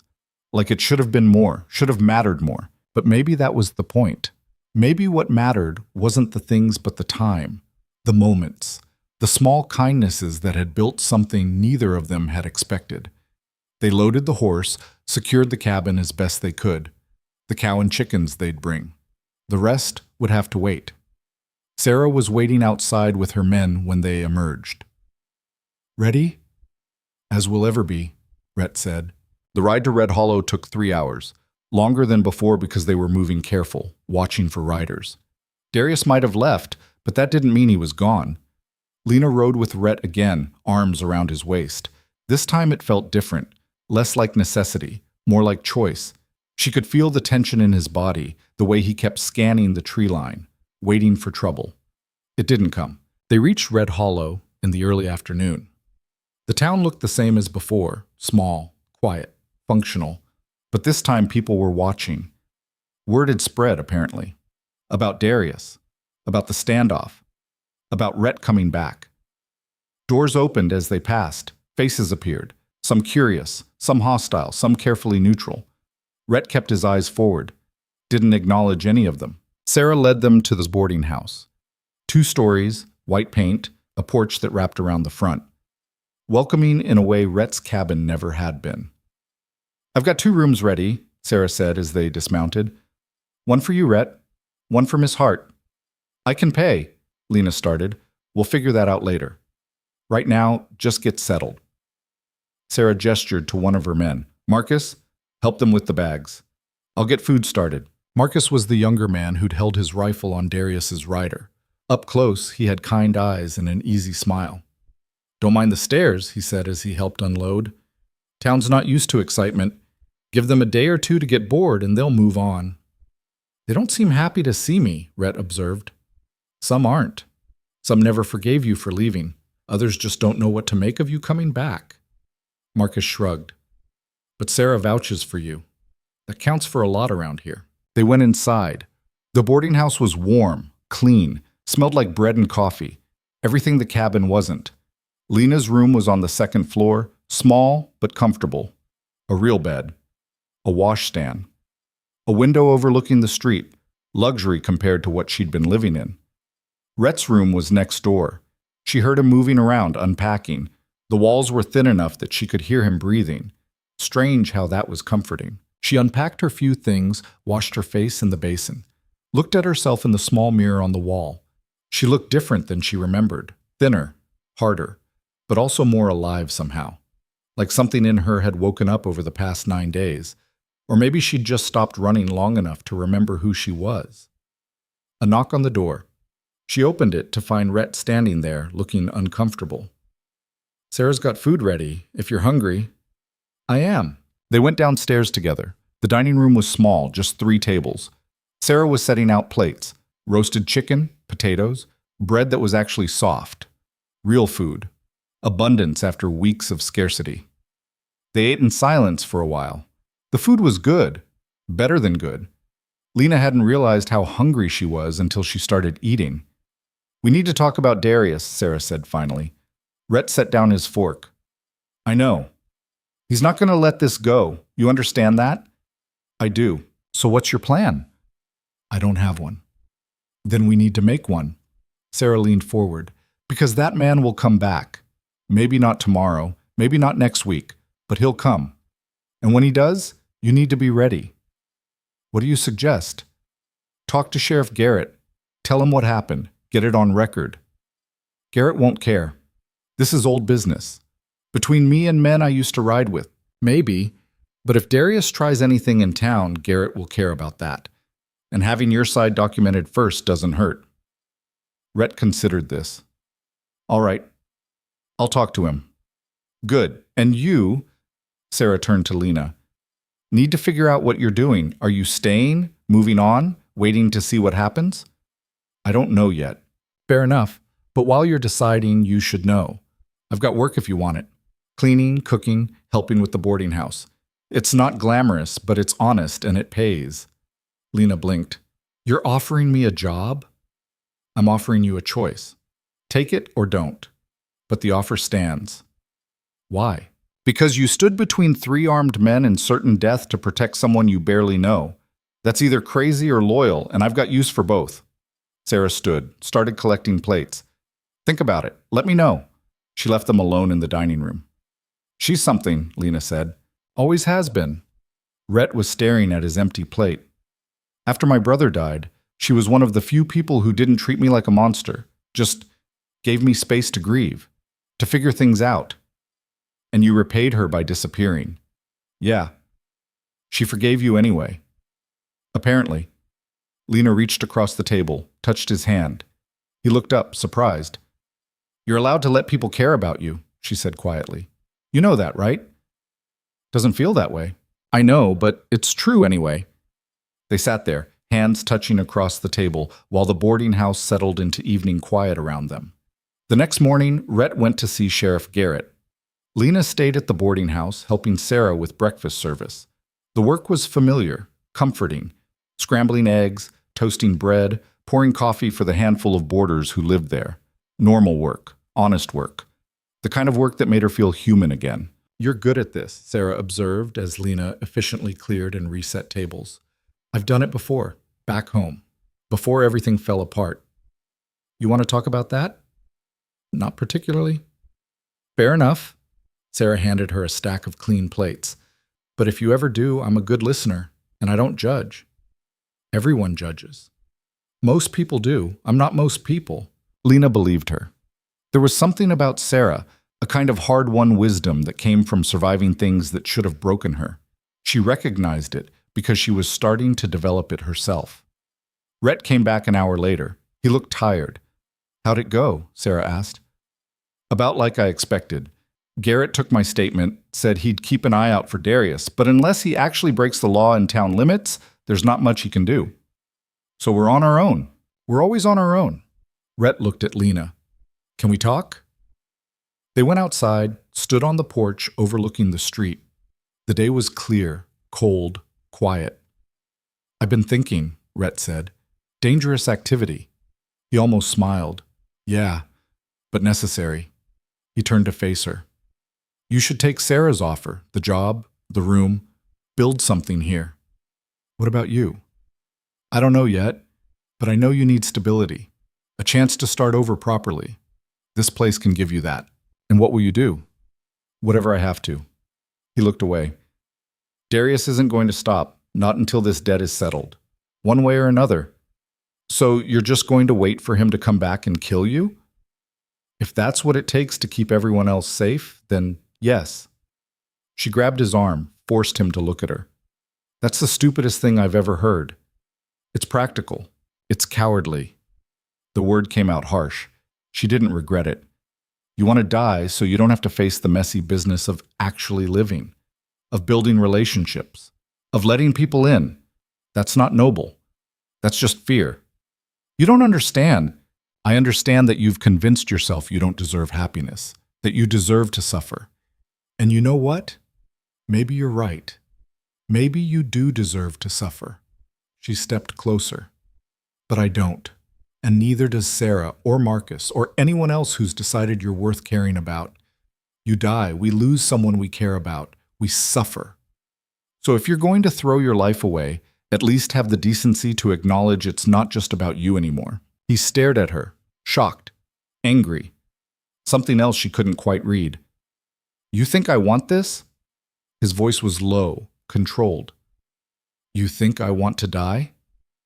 "I think you're so used to punishing yourself that you've forgotten how to want anything else. Maybe. But that doesn't change the fact that Darius is coming. And when he does, people are going to get hurt. I can either let that happen here, where innocent people will be in the crossfire, or I can meet him somewhere else, away from town, just him and me. That's suicide. That's closure." They stood there, two people who'd survived too much to back down now, neither of them willing to give ground. Finally, Lena spoke. "Fine. You want to meet Darius? Go ahead, but I'm coming with you." "Absolutely not. You don't get to decide that. You don't get to push me away to protect me. I'm a grown woman who's survived plenty without your help." "This is different." "How? How is this different from any other terrible situation I've survived? Because it involves you because you think you matter more?" "Because you matter more," he said, and the raw honesty in his voice stopped her cold. "Because somewhere in the past 9 days, you became the one thing in my life worth protecting, and I'll be damned if I let you walk into danger because I wasn't smart enough to push you away." The confession hung between them. Neither of them knew what to do with it. "I'm not asking for your permission," Lena said finally. "I'm telling you, you go, I go. That's the deal." "There is no deal." "Then make one. Because I'm not leaving, not running, not hiding while you throw yourself on a sword to pay for sins that aren't even yours." He looked at her like she was impossible, infuriating, and maybe the best thing that had happened to him in 6 years. "You're going to get yourself killed," he said quietly. "Maybe. But at least I'll die for something that matters instead of running from it." He reached for her then, pulled her close. Not romantic, just desperate. Like he was trying to memorize the feeling of someone giving a damn whether he lived or died. I don't know how to do this, he whispered against her hair. I don't know how to let people in, how to trust that they won't leave or get hurt or decide I'm not worth the trouble. You start by not running when it gets hard. I've been running for 6 years. I know. But you stopped. You opened your door. You let me stay. She pulled back enough to look at him. That's a start. They stood there on the porch, holding each other while the town moved around them. People stared. Let them. Lena was done caring what people thought. The door opened. Sarah stepped out, took one look at them, and sighed. You two are going to give me gray hair, she said. More gray hair. Come inside. We need to make a plan that doesn't involve either of you dying stupidly. They followed her in, and for the first time since Darius had appeared, Lena felt something like hope. Maybe they wouldn't win this. Maybe Darius would come back and everything would go to hell. But at least they'd face it together, and that had to count for something. The plan Sarah came up with was simple. Too simple, Rhett thought. But sometimes simple was all you had. They sat around the table in the boarding house kitchen. Rhett, Lena, Sarah, Marcus, and Sheriff Garrett, who'd agreed to come after Sarah had cornered him at the general store and refused to let him leave until he did. We wait, Sarah said. Let Darius make the first move. He wants Rhett. He comes into town where there are witnesses, where the law can see what's happening. And if he doesn't come into town? Garrett asked. He was older, gray-haired, with the tired eyes of a man who'd seen too much and stopped being surprised by any of it. If he decides to bushwhack Callahan on the road, or burn down the boarding house in the middle of the night, then we make sure Rhett's never alone. Never an easy target. For how long? A week? A month? A year? Garrett shook his head. Darius Vane doesn't strike me as the patient type, but he's not stupid either. He'll wait until you let your guard down. Then he'll strike. So what do you suggest? Rhett asked. Honestly? Leave. Go somewhere Darius can't find you. Change your name. Start over. I've been doing that for 6 years. Didn't work. Then try harder. No. The word came from Lena. Everyone looked at her. He's done running. We both are. Miss Hart, with all due respect, this isn't your fight. The hell it isn't. They pointed guns at me, threatened to burn me alive. That makes it my fight. She looked at Rhett. Besides, I'm tired of running. Tired of letting bad people chase me from place to place because I'm too scared to stand still. Garrett studied her for a moment, then he sighed. You're both going to get killed. You know that, right? Maybe, Rhett said, but at least we'll go down swinging. The sheriff stood, put on his hat. I can't protect you if you won't protect yourselves. But I'll do what I can. Keep eyes on the roads. Let you know if anyone matching Darius's description shows up. He paused at the door. For what it's worth, I'm glad you came back, Callahan. Town's better with you in it than without. After he left, Sarah poured coffee for everyone. Strong, black, bitter. The kind that kept you awake and alert. All right, she said. New plan. We don't wait for Darius. We bring the fight to him. How? Marcus asked. We find out where he's camping. We go there. And we settle this like adults instead of playing cat and mouse until someone gets killed. That's insane, Rhett said. You have a better idea? He didn't. They spent the rest of the day gathering information. Marcus rode out to check the usual camping spots, places where men who didn't want to be found typically hid. Sarah talked to the people in town who might have seen something. Lena stayed at the boarding house with Rhett, both of them armed, both of them watching the street. The waiting was worse than the confrontation. At least in a fight, you knew what to do. Shoot or be shot. Run or stand. But waiting meant thinking, and thinking meant fear had time to settle in and make itself comfortable. What are you going to do? Lena asked around mid-afternoon. They were sitting in the parlor, windows open despite the cold so they could hear anyone approaching. If we find him, what are you going to do? Talk, if he'll listen. And if he won't, then I'll do whatever I have to do to make sure you're safe. I'm not asking you to die for me. I'm not planning to die. But I'm also not planning to let you get hurt. He looked at her. There's a difference. Is there? Because from where I'm sitting, it sounds like you're still ready to throw your life away, just for different reasons now. He was quiet for a moment, then, you know what I realized this morning, when we were standing on the porch? What? That I've spent 6 years thinking I didn't deserve to be happy. Didn't deserve friends, or comfort, or anything except isolation and guilt. And then you showed up, half frozen, stubborn as hell, refusing to let me push you away. And for the first time in 6 years, I wanted something more than just survival. What did you want? A future. A real one. Not just days strung together until I die, but actual plans. Actual hope. He reached for her hand. You did that. Whether you meant to or not. Lena's throat tightened. I didn't do anything except refuse to leave. Sometimes that's enough. They sat there, hands joined, while the afternoon light slanted through the windows and turned the room golden. For just a moment, Lena let herself imagine it. A future.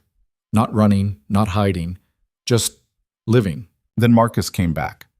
Found them, he said, breathing hard from riding fast. About 5 miles north, camped in that old mining area near Copper Creek. 3 of them, same as before.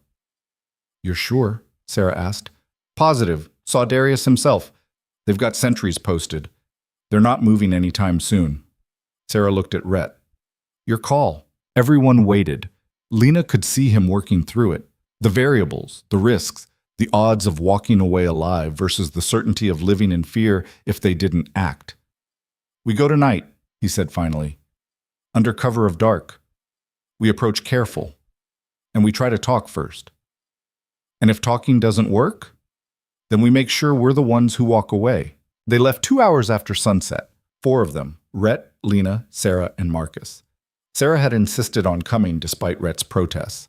Marcus had simply checked his guns and said nothing. Lena had loaded the rifle Rhett had taught her to shoot and refused to be left behind. The ride north was tense and silent. They moved slow, careful, keeping to the shadows. The moon was half full, bright enough to see by, but not so bright they'd be easily spotted.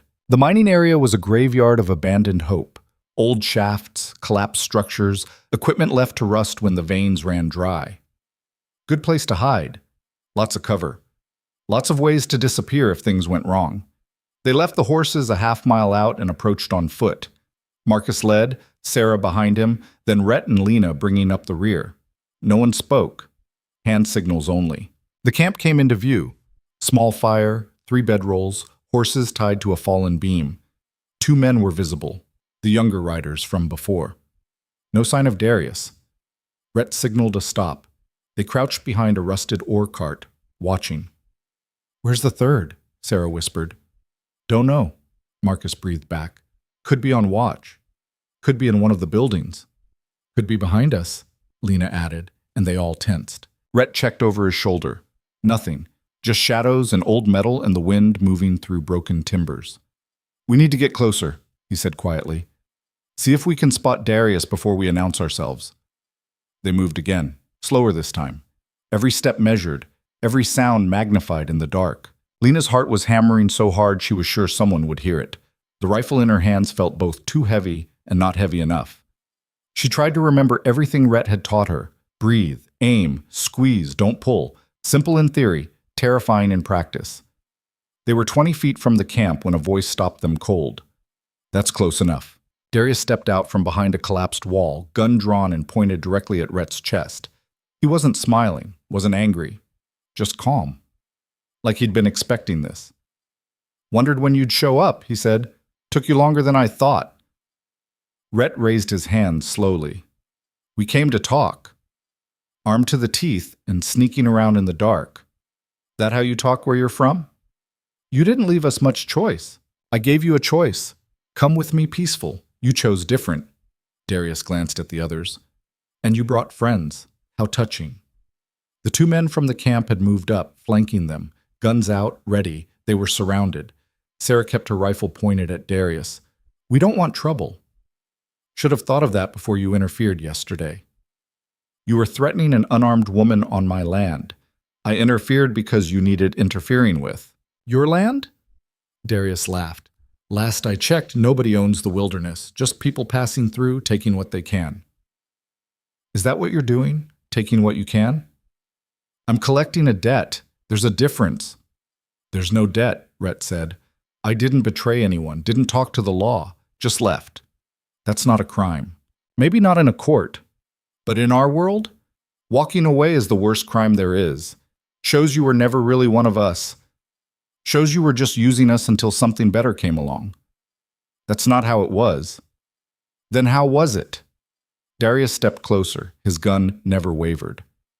Explain to me how you rode with us for 3 months, took your cut of what we stole, slept in our camps and ate our food, and then just disappeared the minute things got hard. Explain how that's not betrayal. I left because I didn't want to be that person anymore. I left because I saw where that road ended and I wanted something different. You left because you were scared, because you realized you didn't have the stomach for what needed to be done. Darius's voice was cold. You were always weak, Rhett, always looking for a way out. Your brother knew it. That's why he died trying to protect you, because he knew you couldn't protect yourself. The words hit like a physical blow. Lena saw Rhett flinch, saw the old guilt rise up and choke him. Don't, she said, surprised herself by speaking. Don't let him do that. Darius turned his attention to her. You must be the woman from the cabin, the one who thinks she can save him. I'm not trying to save anyone. I'm trying to stop you from killing someone who doesn't deserve to die. Doesn't deserve... Darius laughed again, hard, bitter. You don't know anything about what he deserves, about what any of us deserve. I know he spent 6 years punishing himself for things he can't change. I know he's a better man now than he was then. And I know that whatever happened in your past doesn't give you the right to kill him for it. It's not about rights. It's about balance, about making sure debts get paid. Then kill me instead. The words hung in the cold air. Everyone froze. What? Darius stared at her. I said kill me instead. You want blood? You want someone to pay? Fine, take me. Let him go. Lena, no, Rhett started. I'm serious. She stepped forward, rifle lowering. You said it yourself. He's weak. He's scared. He's not worth the effort of hunting. But I insulted you. I pointed a gun at you. I stood in your way. That's worth something, isn't it? Darius studied her, confused, intrigued. You'd die for him? If that's what it takes. Why? Because he's the first person in 6 months who treated me like I mattered. Because he saved my life when he didn't have to. Because I'm tired of watching good people suffer while bad people thrive. She met Darius's eyes. And because someone needs to stand up and say enough. This ends now. The silence was absolute. Then, from behind them, a new voice. She's right. Everyone turned. A man stepped out of the shadows. Older, maybe 60, with white hair and a face carved by hard living. He was unarmed, hands visible, but there was something in his bearing that made everyone tense. Who the hell are you? Darius demanded. Name's William Garrett, sheriff's older brother, retired lawman. He moved closer, slow and careful. And I've been tracking you for 3 days, Darius Vane. Ever since you threatened my brother's town. Your brother didn't seem too concerned? My brother has to follow the law. I don't. Not anymore. William's voice was calm. Easy. The kind of calm that came from being absolutely certain of your next move. See? I spent 30 years putting men like you in the ground. Men who thought debts could only be paid in blood. Men who hurt innocent people because they were too cowardly to face their real problems. I'm not scared of you, old man. Didn't say you were, but you should be scared of what I represent. He gestured around. You came to Red Hollow thinking you could terrorize a town, take a man by force, burn what you wanted, but you forgot something important. What's that? Small towns remember, and small towns protect their own. William stepped aside. Behind him, more shapes emerged from the darkness. 10 men, 15, all armed, all from Red Hollow. Patterson from the general store. The blacksmith. The doctor. Farmers and ranchers and shopkeepers who'd put down their normal lives to stand together. The people Rhett thought had forgotten him had come to fight for him. Darius looked at the assembled crowd, at the guns pointed his way, at the math that had just shifted completely out of his favor. This is insane, he said. This is community, William corrected. This is what happens when you threaten one of ours. He's not one of yours. He left. Disappeared. Why are you protecting him? Because people deserve second chances. William's voice was firm. Because a man who spends 6 years trying to atone for his mistakes is worth more than a man who spends 6 years collecting debts he's not owed. And because, he looked at Rhett, some of us remember what it's like to be young and stupid and wish we could take back the things we did. Rhett stood there, surrounded by people he'd abandoned, people he'd hurt by leaving, people who had every right to walk away and let Darius take him. and they'd chosen to stay. Darius saw it too, saw that he'd lost. Not through violence or intimidation, but through something he'd never understood and never would. Fine, he said finally. He lowered his gun. You win, this time. No. Rhett stepped forward. Not this time, every time. Because I'm done running from you, done letting you define who I am. My brother's death isn't a debt I owe you. It's a loss I carry. And I'm going to carry it for the rest of my life. But I'm going to carry it while living, not while hiding. Poetic. Darius holstered his weapon. But this isn't over. Yes, it is. The voice came from one of Darius's own men, the younger rider. He dismounted, walked over to stand with the townspeople. I'm done, Darius, done riding for debts that don't exist, done following a man who can't let go of the past. The other rider hesitated. Then he followed suit. Darius stood alone, abandoned by his men, outnumbered by the town, outmaneuvered by the very community he'd thought to intimidate. You're making a mistake, he said, all of you. Maybe, William replied, but it's ours to make. Now ride out, and don't come back. For a moment, Lena thought Darius would refuse, would draw anyway and force the violence he'd been seeking, but whatever he saw in the faces surrounding him must have convinced him it wasn't worth dying for. He mounted his horse, looked down at Rhett one last time. You got lucky. No, Rhett said quietly. I got a second chance. There's a difference.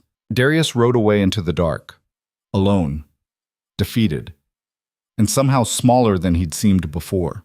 The tension broke. People lowered their weapons, started breathing again. William walked over to Rhett, held out his hand. Welcome home, son. Rhett took it. His eyes were wet, but he didn't look away. Thank you. Don't thank me. Thank them. William gestured at the assembled townspeople. They're the ones who came when we asked, who put themselves in danger for someone they barely remembered. Rhett looked at them. At Patterson, who'd been cold to him in the store. At the blacksmith, who'd never spoken to him. At all these people who had every reason to let him face his demons alone. Why? He asked. Because that's what we do, Patterson said simply.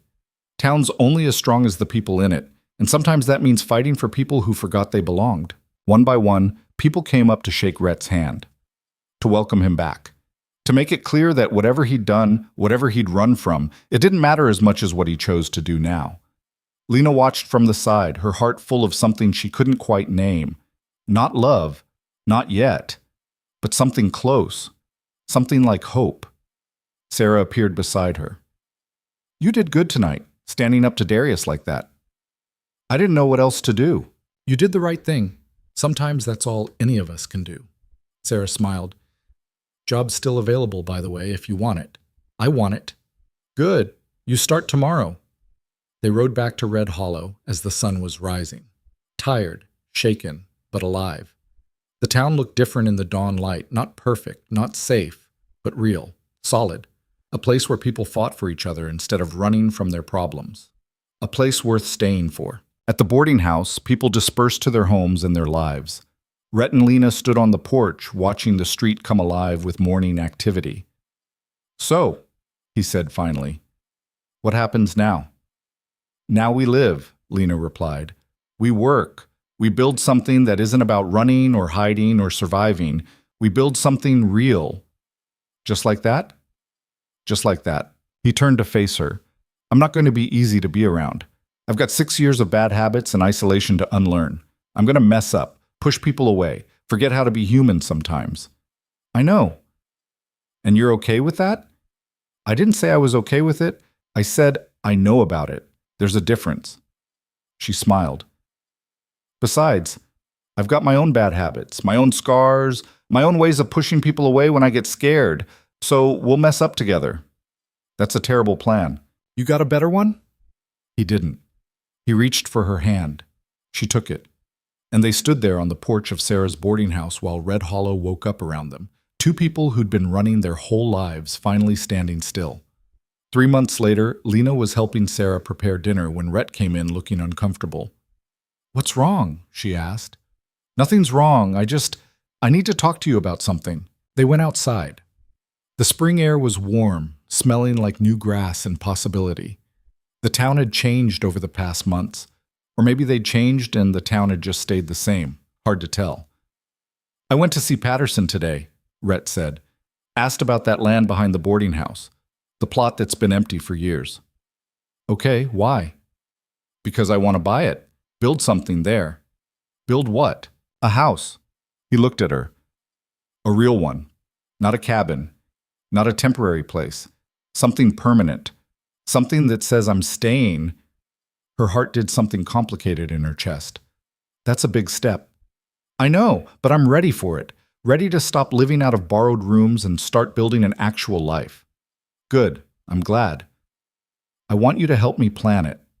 She blinked. What? The house. I want your input on the layout, the size, He hesitated. The number of rooms. Rhett, I'm not asking you to marry me. Not yet. We've only been... He gestured vaguely. Whatever we are for 3 months. That's not long enough to make that kind of decision. But I'm asking if you'd consider. Eventually. When we're both ready. Lena stared at him. This man who'd saved her from a blizzard and then proceeded to save her from herself. This man who was so terrified of hurting people that he'd exiled himself for 6 years. This man who was now standing in front of her, vulnerable and honest, and asking her to build a future with him. I'll consider it, she said. On one condition. What? You stop asking permission to be happy. Stop waiting for the other shoe to drop. Just be here. With me. With this town. With this life we're building. I'm trying. I know, but try harder. He pulled her close, kissed her forehead. Deal. They stood there while the sun set over Red Hollow, painting the sky orange and pink and gold. In the distance, someone was playing a fiddle. Children were laughing. Life was happening all around them, messy and imperfect and real. And for the first time in longer than either of them could remember, they weren't running from it. They were running toward it. The house took 6 months to build. Rhett did most of the work himself, with help from Marcus and some of the other townspeople.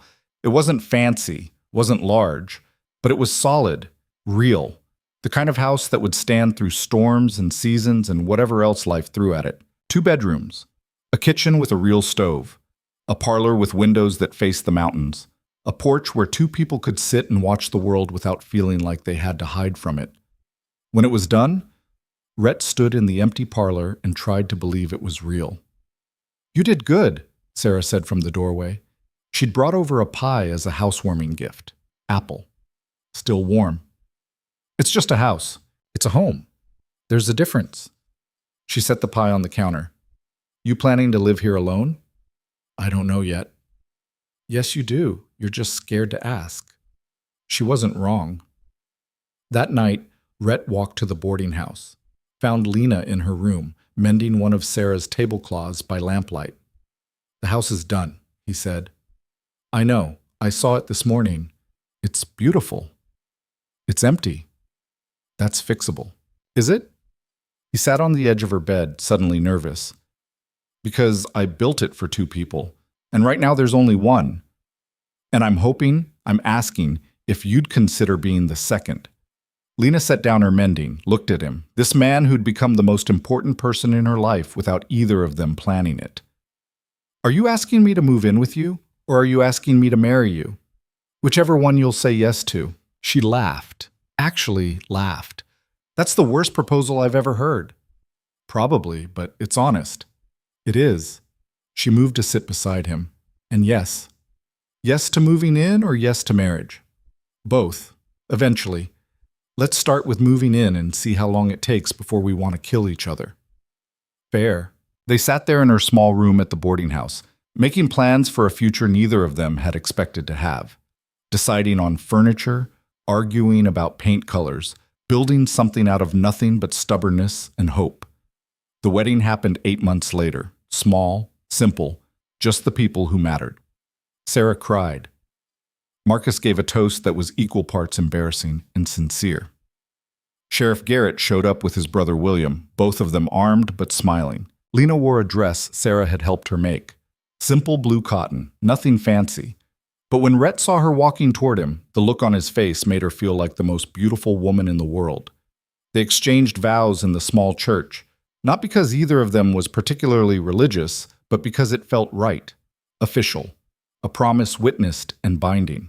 I promise to stop running, Rhett said, to build instead of hide, to let you in even when it's hard, to choose life over guilt. Every day, for as long as I have days left.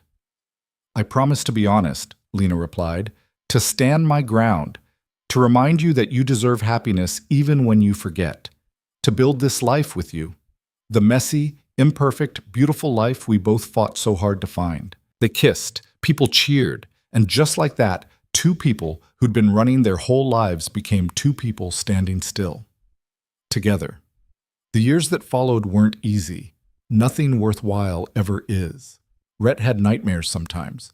Woke up gasping, thinking he was back with the outlaws. Lena had days where the old shame came back, where she remembered Omaha and Thomas Wheeler, and the life that had rejected her. But they worked through it, together, learning that healing wasn't a destination, but a process. That scars didn't disappear just because you wanted them to. That you carried your past with you always, but you didn't have to let it drive.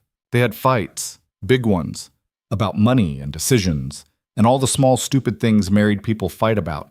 But they also had moments of grace, mornings drinking coffee on the porch, evenings cooking dinner side by side, nights talking until the lamp burned low about dreams and fears and everything in between.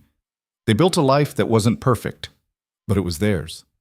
Honest and hard-won and real. 5 years after that first blizzard, Lena stood in the kitchen of their house washing dishes while Rhett worked on fixing a fence rail in the yard. The sun was setting. The mountains were turning purple in the distance. Somewhere in town, someone was laughing.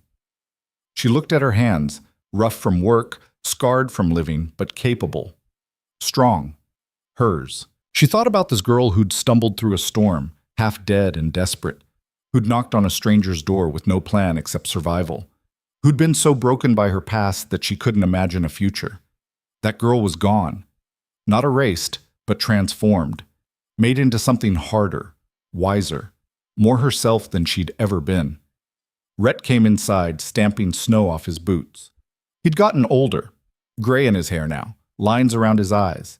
But he smiled more, laughed more, lived more. "What are you thinking about?" he asked.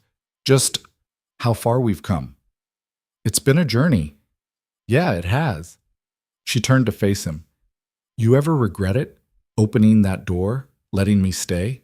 "Not once." "Not even when I'm being impossible?" "Especially not then." He pulled her close. "You saved me just as much as I saved you. You know that, right?" She did. She hadn't at first. Had taken months, years maybe, to understand that survival wasn't the same as living. That she'd given him permission to stop punishing himself the same way he'd given her permission to stop running. They'd saved each other, not in some grand dramatic gesture, but in small daily choices. To stay, to try, to believe that maybe, just maybe, they deserved good things. "I love you," she said. Simple. True. "I love you too." They stood in their kitchen, in the house they'd built, in the life they'd chosen. Outside, Red Hollow was settling into evening. The town they'd both found by accident and claimed on purpose. The place that had taught them that belonging wasn't about being perfect. It was about being present, about showing up, about refusing to run when things got hard. The frontier didn't get easier. The world didn't get safer. But they were no longer alone. And out there, in a land that broke most people, two unlikely souls had turned a storm into a beginning and written a future that no past could take from them. Not because they were heroes, not because they were special, but because they chose to stay. And sometimes that's the bravest thing anyone can do.